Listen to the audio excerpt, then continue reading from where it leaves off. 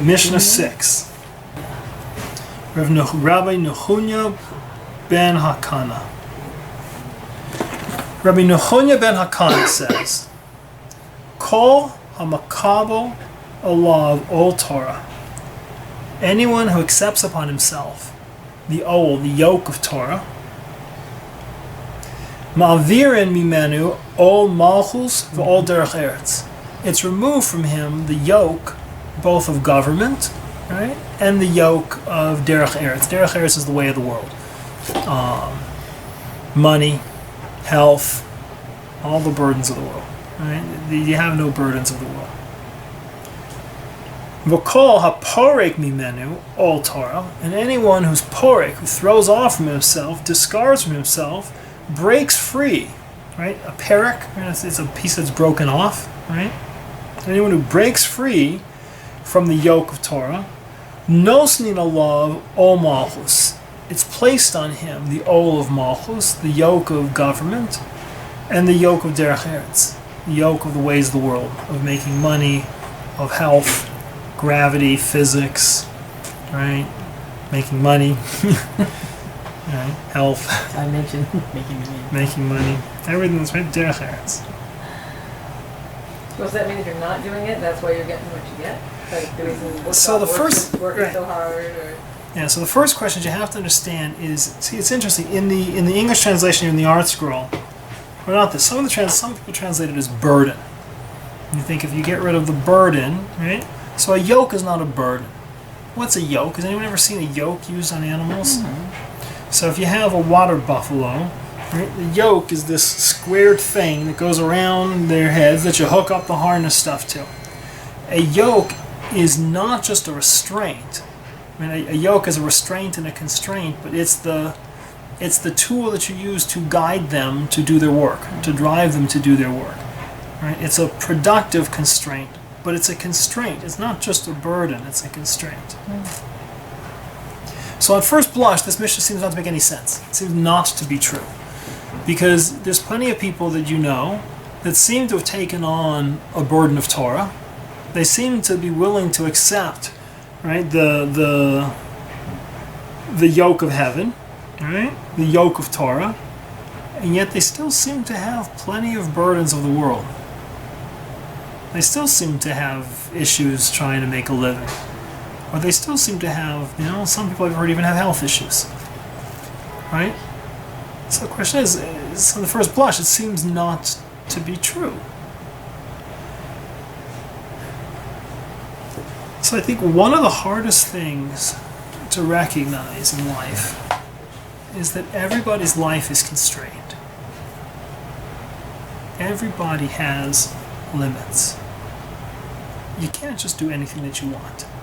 See, it's easy to think, I really wish I could go to China and wander China. But I can't go to China because I have to keep kosher, and it's hard to keep kosher in China, and therefore, darn it, it's Torah that's getting in my way, and I can't go to China because of Torah. Right? It's easy to look at it and say, I would be traveling and backpacking through Europe if only my wife would let me. It's my wife's fault. Right? It is your wife's fault. You would be doing much broader things if your wife would only let you. Well, the reality is, even if your wife said, fine, go take off a month and go to Europe, it's like, well, I got a job. I can't go. Well, I got money. I don't have enough money. I can't go. I can't get reservations. I can't get plane tickets. I can't. That however it is, there's constraints in your life. You can't just, there's a few people who are zillionaires, right? And even they probably have certain constraints in their life. Your life is constrained. So the question is, what do you choose to be the constraint in your life? What do you choose to be your limits? So I think what this means, the way I read this Mishnah, is again, it's really a question of attitude. Right? It says, a person who accepts on himself the yoke of Torah, if you recognize that what constrains you in your life is God, and that everything is Torah, and you go back to the preceding Mishnah we said, where everything is God, everything is Torah, right? There is no other power in the world. Then you recognize when you face constraints, those constraints are really coming to you from Hashem. Those constraints are not coming to you from the world. right? And in some ways, it's a freeing, enlivening piece to understand, right? You're facing, cancer, and you have to say, is this health? Is this some sort of, you feel bad in some ways for, the guys on the other team who believe in the concept of Satan, right? The guys who believe in an external force of evil with independent power separate from God, right? That no matter what I do that's good, there's a force of evil that's out there in the world that's trying to eat me alive. Or there's a force of randomness that has power over me.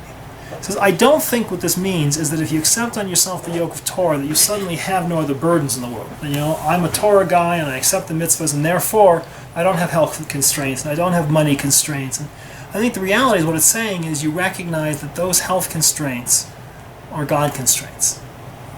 They're not meaningless, random little bugs coming to eat you alive. It's the King of the universe working with you. All right? And when you're struggling for money, it's not just incompetence. It's not just the bad economy. It's not just, right? It's the King of the universe working with you. It may not be the path that you chose, may not have been the burden that you wanted.